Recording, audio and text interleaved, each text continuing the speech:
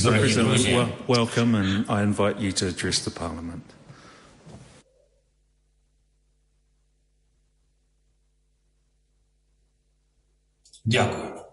Thank you, dear friends, Madam Prime Minister, Mr. Speaker, Mr. Leader of the Opposition, ladies and gentlemen, the government, parliamentarians, the people of New Zealand. I'm grateful for this opportunity to address you, and I would like to offer you to take a lead in the field of protecting the peace. This year has shown the whole world how much can be done with enough determination and knowledge of what needs to be done.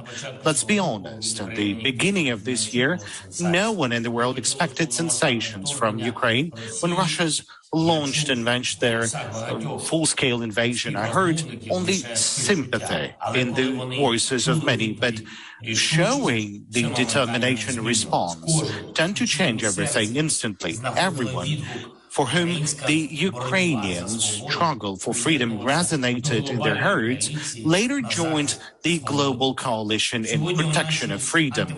Today, this anti-war coalition has more than 100 countries, those who support the fundamental principles of international law and the UN Charter, those in the international institutions like the UN General Assembly, who vote for decisions in favor of peace and territorial integrity of Ukraine, those who provide our country with armed support and train our military, those who imposed sanctions against terrorist state and constantly raise the price that Russia needs to pay for the aggression and global crises it provoked, and those who help us to restore and resolve those crises, those who do everything possible to make Russia's war criminals hold accountable for what they've done against Ukraine.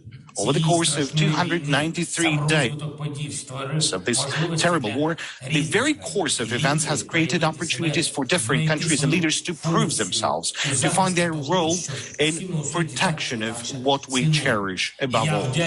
I'm grateful to you, dear friends, for the fact that New Zealand was one of the first countries to support Ukraine in its struggle for independence and justice.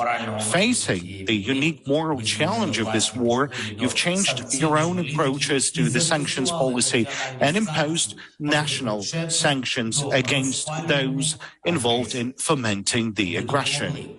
You've helped us with funding to cover the security needs with the supply of ammunition and training of the military. You've provided us with humanitarian assistance and support us on the international platforms. We very much appreciate all this in Ukraine. I thank you once again for this support. But let me offer you one more thing. Various dictators and aggressors, they always fail to realize that the strength of the free world is not about someone becoming large or big and becoming full of missiles, but in the fact that everyone knows how to unite and act decisively and make its unique contribution to the common cause. Perhaps the time has come for your country to make such a unique contribution. I'm talking about one of the points of our formula for peace, which I proposed recently at the G19 summit in Indonesia. Maybe you've heard about the 10 points that can return peace to Ukraine and the whole of Europe space, just as to restore the security and stability in the world that were shattered by Russian strikes. These are very transparent and logical points.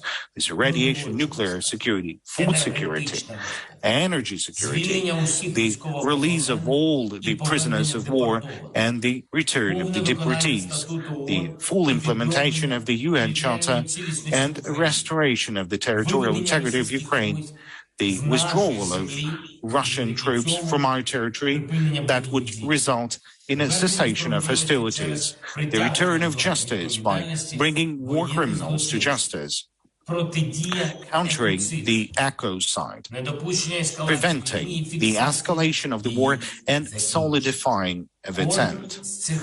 Each of these points can remove one or another element of Russia's aggression. Consequently, all of them would be able to bring peace.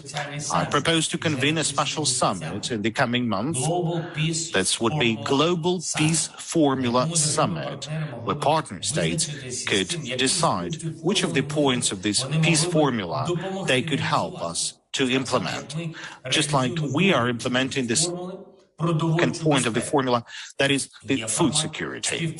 There is a format of cooperation with the UN, Turkey, and other partners that resulted in two initiatives that allow to remove deficit on the world food market that was caused by the criminal Russians' blockade of our seaports. We've unblocked 3 Ukrainian seaports, and there's already some clear and evident results of that. Our grain initiative and the humanitarian initiative, which is called Grain from Ukraine, they're now working together to solve the challenge of the global hunger. By the way, you may learn more about these initiatives, and maybe you could see a role for yourself in settling the food crisis.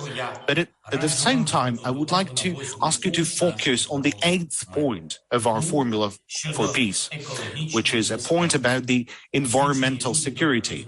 The wise people understand the impact of a war on the environment, and your society is truly a wise one. The economy and infrastructure can be reconstructed. Well, of course, it may take years, but you can't rebuild the destroyed nature, just as you can't restore the destroyed life. As of now, 174,000 square kilometers of Ukrainian territory are contaminated with mines and unexploded ordnance. The sea area of the Black Sea and the Sea of Azov are also contaminated with mines and has lost hundreds of thousands of living creatures, those who died as the result of hostilities and operations of Russia naval fleet. Dozens of rivers are polluted, hundreds of coal mines are flooded, dozens of the most dangerous enterprises, including chemical ones, have been destroyed by Russian strikes. 3 million hectares of forests in Ukraine are affected by hostilities. Now, all these and other manifestations of Russian ecocidal policy will have direct negative impact on millions of people, just as on our region and the neighboring regions as well. I'm sure that your society feels the fragility of our world. It feels how important it is for all people on the planet to pursue a rational policy towards our common home, just as, by the way, towards our common values on which the peaceful coexistence of people is based. It's therefore that I suggest your country and your leaders to consider taking into account this environmental aspect of our formula for peace. I urge you to demonstrate leadership in international institutions, in particular in the UN and bilaterally with other states, so that the world would see these challenge that was brought by Russia's war, for the world to see that there is no real peace where any child can die from a hidden Russian anti-personnel mine. There's no true peace where the consequences of war could be there in the form of poisoned groundwater that may destroy normal life in several countries. There's no true peace where ecocide has taken place and its consequences have not been neutralized. Perhaps some might consider this aspect won't result in any sensations, but until today the world has no strong experience in overcoming the destructive impact of war on the environment. We will liberate our land. We will win in this war. I'm confident that we will return freedom and security to all Ukrainians wherever they live. The countries of the world are already taking leadership in the implementation of certain points of our formula for peace. For example, the point on justice. Just yesterday, the Netherlands declared their readiness to host the tribunal on the crime of Russia's aggression against Ukraine. I call upon you to support the Ukraine formula for peace in your parliament and to start consolidating the world around the 8th point of the formula, that is the countering of ecocide. Let Russia hold responsibility for all the manifestations of its aggression. Thank you for your attention. Na Mihi and glory to Ukraine.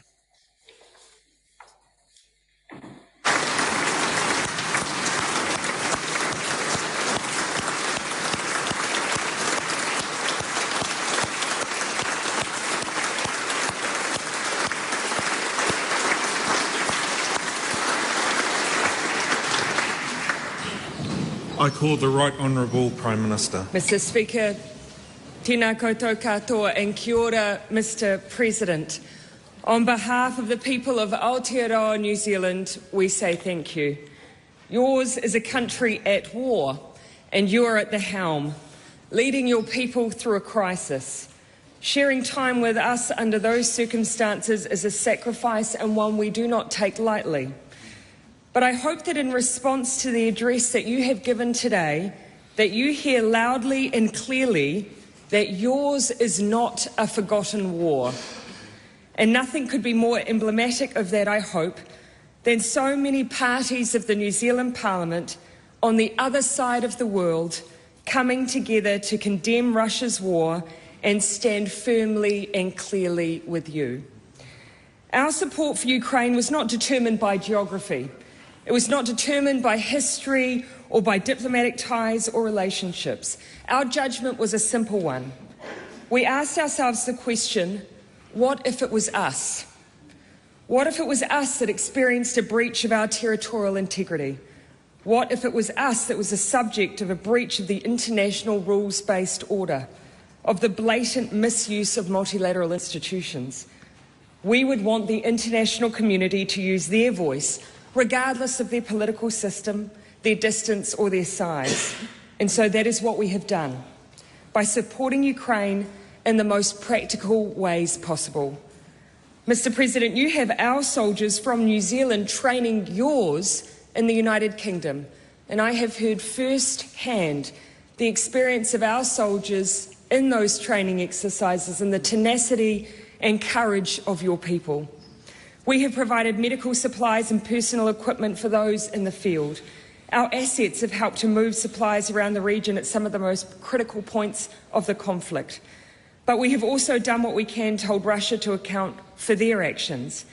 As you acknowledge, we passed the Russia Sanctions Act to implement unilateral sanctions for the first time ever. We've put in place extensive travel bans.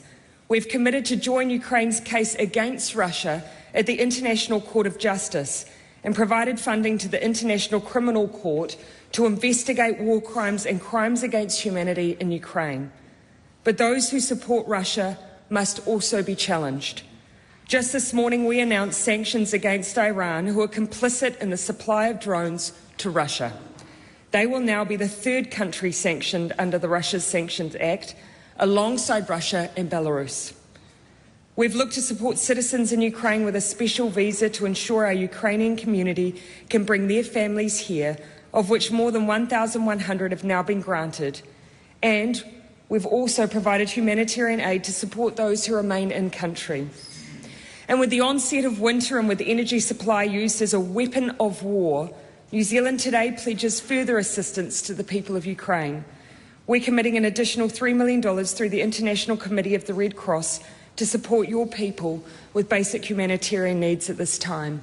Needs like medical supplies and equipment, power transformers and generators to cope with blackouts, and essential winter items for vulnerable families like food, water, sanitation and hygiene items. This is in addition to the $7.9 million we've provided to support Ukrainian communities.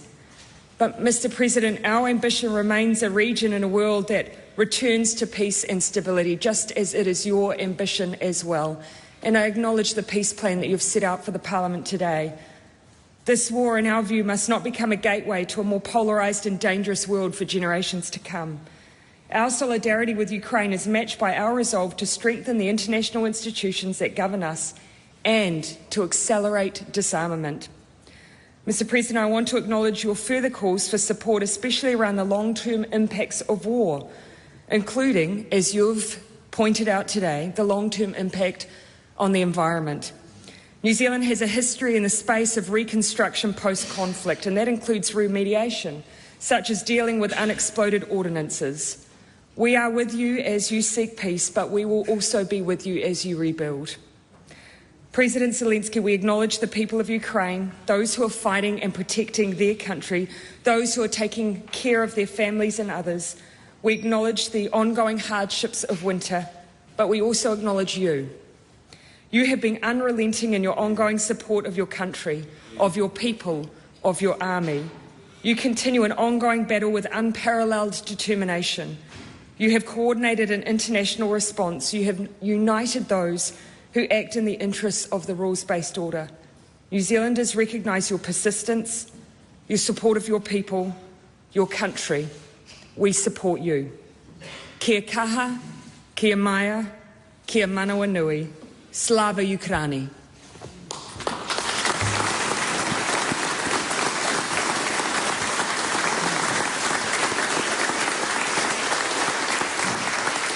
I call Christopher Luxon, Leader of the Opposition. President Zelensky, thank you for taking time to talk with us this morning. It is a great honour and a tremendous privilege for all of us to have you address our New Zealand Parliament today. And while there is a vast distance between our countries in geography and circumstances, I, like so many New Zealanders, have followed with horror and disbelief the war in Ukraine, and we all appreciate the opportunity to be able to say to you, kia kaha, which in our Indigenous Maori language means stay strong. When 10 months ago the world learned that Russian tanks had rolled into Ukraine, there was disbelief and immediate condemnation of Russia's audacity in the face of international outrage. All countries were at that point forced to choose sides. It was a moment for all nations to stand up and to be counted. But for those nations that value democracy, respect national sovereignty and borders, and uphold the international rule of law, the choice was simple. New Zealand is one of those countries. Confronted with brutality or diplomacy, autocracy or democracy, darkness or light, there was nothing to discuss except how to individually and collectively to support Ukraine. This conflict is described as a war between Ukraine and Russia, but it is far bigger than that. It is a moral as well as a physical battle. It is frankly an existential threat to Ukraine, a war that Ukraine cannot and will not lose. President Zelensky, your courageous leadership and moral certitude has been inspiring to us all. You have been our generation's Winston Churchill. And since those Russian tanks crossed Ukraine's border, you have been unwavering in your determination that Ukraine will win this war, that it did not want and that it did not start. And of all the miscalculations Vladimir Putin has made, and there are many, underestimating your resolve and the impact that the strength of your leadership and your words would have in rallying Ukraine and the world has perhaps been the biggest. You said that Ukrainians would fight for Ukraine. You said they would be willing to die for their country. And in laying down their lives for what they believed in and on behalf of their fellow Ukrainians, they have proved you right. In fighting for Ukraine, they have fought for the democratic values and national sovereignty that so many countries and people all around the world share and believe in. But the burden of that fight has fallen primarily on Ukraine. 10 months ago, Ukrainian men and women who were accountants and cooks and teachers and mechanics became almost overnight soldiers. Their courage, their commitment and their resilience has amazed and humbled the world. Their sacrifice compels other countries to help. We cannot stand back, we must stand up. None of us, especially a small country like New Zealand, wants to believe that might is right. We want to believe that moral courage is just as important. But this war has proved that when you have to fight for what you believe in, you need an army, weapons, ammunition and friends to help defend your interests. This war has again highlighted the shortcomings of the United Nations, whose purpose is noble but whose impact is weak. This international group could not prevent one authoritarian power launching a war on its neighbour. Every country, I think, has learned that it is a mistake to think that they themselves or their friends can do without firepower. We might wish it to be different, but to support a collective response, we all must be able to contribute. When the history of this war is written, the greatest condemnation will be for Vladimir Putin. The greatest admiration will be for you, President Zelensky, and your courageous leadership. The greatest gratitude will be for the people of Ukraine. Daily, we see images of indiscriminate attacks on civilians that leave broken and burning villages, cities, homes and schools. And the death of every single Ukrainian is a tragedy. The greatest regret of this war will be the terrible loss of life that has left tens of thousands of Ukrainian families bereft. But one day, peace will come again to Ukraine. We can't see how or when, but it will come. And at that point, the international community will need to rally to support a reconstruction program, because while the loss of life is the most terrible toll, the loss of homes and communities and critical infrastructure is also incalculable. I feel confident, even from opposition, in saying that New Zealand will be part of that rebuilding effort. I cannot imagine circumstances where we would not be. But for now, in the most bitter winter for Ukraine, and on behalf of the New Zealand National Party, I send to you our deepest condolences, our tremendous respect and great admiration. This war is cruel, it is immoral and it is wrong. But for as long as Russia continues to fight, Ukraine must continue to fight, and we and the rest of the world must continue to back you. We in New Zealand hope and pray that this war ends soon, and until it does, my pledge is that the New Zealand National Party, like the rest of New Zealand, will stand with you. Kia kaha.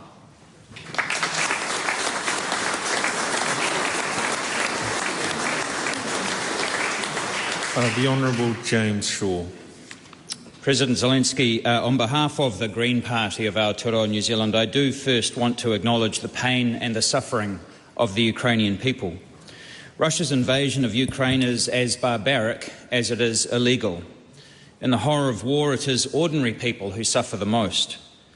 It is apparent that there have been and continues to be a multitude of war crimes perpetuated on the Ukrainian people by the Russian forces. We condemn this extraordinary violence. We condemn these breaches of international law, and we condemn the violation of fundamental human rights in the strongest possible terms.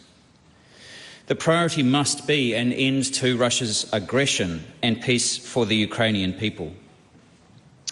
President Zelensky, I do want to thank you for your address to Parliament, and I do want to acknowledge and thank you for opening your address in the Indigenous language of Aotearoa New Zealand.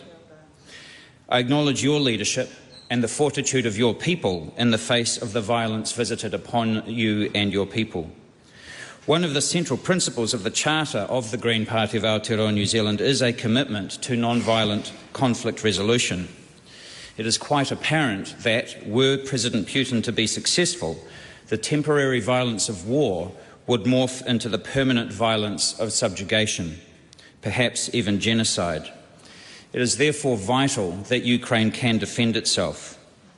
We have to acknowledge that Ukraine's response to Russia's violence will itself involve some violence, not because Ukraine wants that, but because you have little choice against an aggressor so firmly committed to violent means. And I applaud the efforts of you and your administration to minimise harm to civilians and to conduct your war within the norms that we would expect of a civilised nation.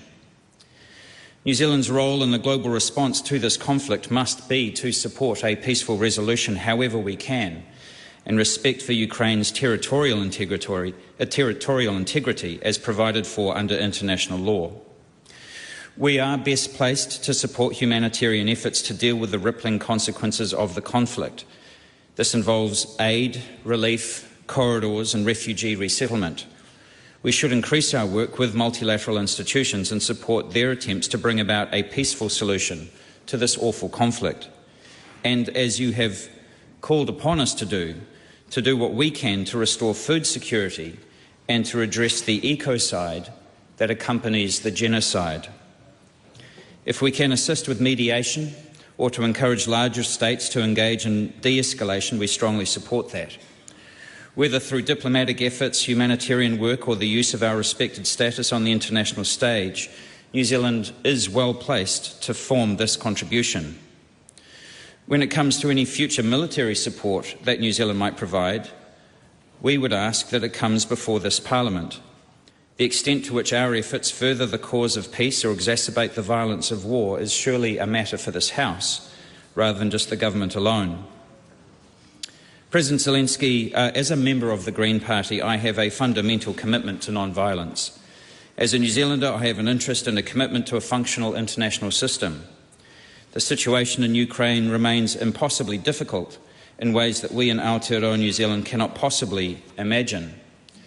It is historic that you, as the head of a government in a land that is besieged by an invading, colonising power, has addressed this House. Ukraine is not alone in the sense that we and many others around the world stand alongside you and are supporting your cause. But you are also not alone, sadly, in the sense that there are many other peoples still on every continent who are also suffering from violence and subjugation. I would suggest to this House that perhaps we might look at ourselves and ask ourselves why it is that we don't extend them the same support that we do to the people of Ukraine. As Dr. Martin Luther King said, injustice anywhere is a threat to justice everywhere. I sincerely hope that we do everything in our power to support the territorial integrity and sovereignty of Ukraine and peace for her people. I also hope that we might allow ourselves to have you, Mr. President, and the people of Ukraine remind us here how important these principles are for everyone, and to recommit ourselves to these principles and to do everything in our power for all people everywhere, that these human rights may one day be truly universal. Nō reira, tēnā koutou, tēnā koutou, tēnā tātou katoa.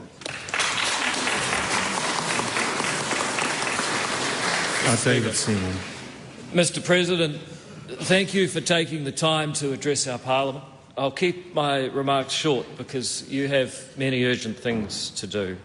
I want you and the Ukrainian people to know that on the other side of the world, people care deeply about your struggle against evil. And to echo our Prime Minister, yours is not a forgotten war. We read the news, we see the pictures of what is happening to your people and how you are fighting back for your lives. But I want you to know that we understand that a dictator attacking our democracy matters to New Zealand. Your people are not just fighting for their lives, but for all of our freedom and democracy. And I want you to know that your leadership and courage inspires us. New Zealanders, I know, are on the ground in Ukraine right now, not with government, by their own initiative. In our community, people have come together twice this year to raise money for your effort. At two fundraisers we organised, we raised $80,000 for your United 24 fund and to buy warm winter clothes for the defenders of Ukraine. And we'll keep doing those fundraisers until you win. Our donors were particularly pleased to buy luggage tags made from bits of aluminium from downed Russian jets. What great initiative under fire. As opposition MPs, we've pressured government to do more. More sanctions, more refugee places, more lethal aid, when we'll keep pushing them from this side of our Parliament. And if our government changes before you win, the New Zealand government will do a lot more than the $3 million you saw today. And I want to finish by quoting the former Australian Prime Minister Kevin Rudd. He said recently in Foreign Affairs, to prevail in the unfolding ideological war that now stretches before us will require a radical re-embrace of the principles that distinguish liberal democratic political systems. Western leaders must defend those ideals in word and deed. They too must become true believers. For now, please let me say that you are right and you are fighting against evil for all our freedom. And we back you not only in word but in deed. Slava Ukraini.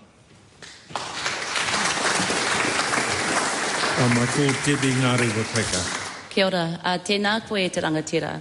Ka mihi ke a koe mō tō pauritanga, ka tuahau ki te tangi mō tō ao. I stand here on behalf of Te Pāti Māori Te Rangatira to mihi to you, to cry for you, and to acknowledge the pain and the suffering that you and your people are enduring. Ka tautoko au Te Pāti Kakariki. We also support the kōrero, a lot that was shared from Te Pāti Māori, from Te Pāti Kakariki Green. The fragility of our world is no more felt than when we see the suffering of women and children. And I want to be able to keep this call very short and simple. We have little to say today. All the teachings have been learnt on former occasions of war. We have been living together quietly. There will be nothing but mate, but death for generations to come. We are small in numbers, but we are strong. We are fighting for not the part of peace, but the whole of peace. It may be dark today, and many think that it will be fine tomorrow, but the people are dead, and the land is dead. And we today have one role only, and that is to fight for peace. And that was something that was shared from Tohu and Te Whiti, our prophets in Taranaki, our leaders who fought for peace. E te Premier, e te rangatira, we condemn war. We have nothing at all to share in the perils of war that we can sit there and say that we endorse anyone or anything that has taken the mana motahake off a community, a world, a country. Our role in this generation is and must be to fight for unity.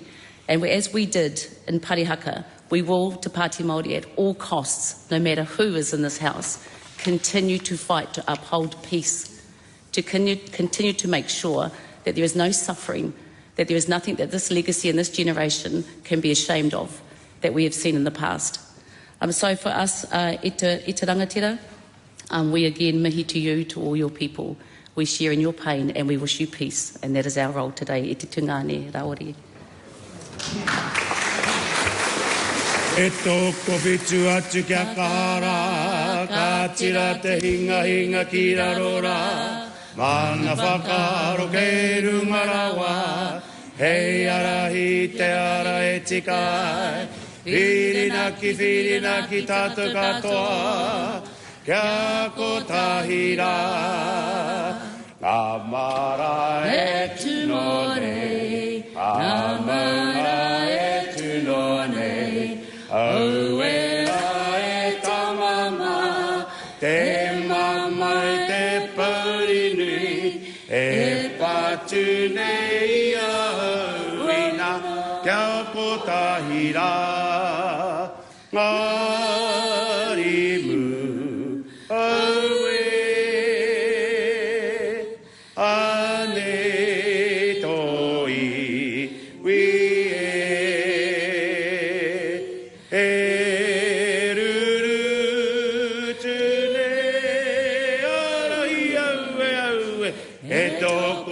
atu kia kahara, ka tira te hinga hinga ki rarora. Mana whakaro ke rungarawa, hei arahi te ara e tikai. Whirina ki tātou katoa, kia kotahira. Kia ora rā, tēnā koutou katoa.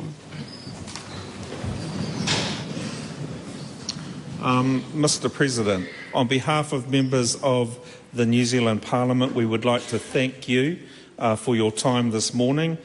You and the Ukrainian people are in our thoughts, and we wish you all the very best to you.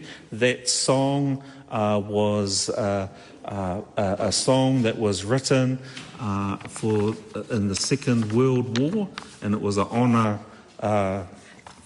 for our Parliament to sing it to you this morning.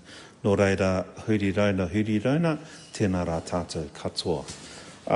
This session is concluded. The House will sit again at 9 a.m. today. Kia ora.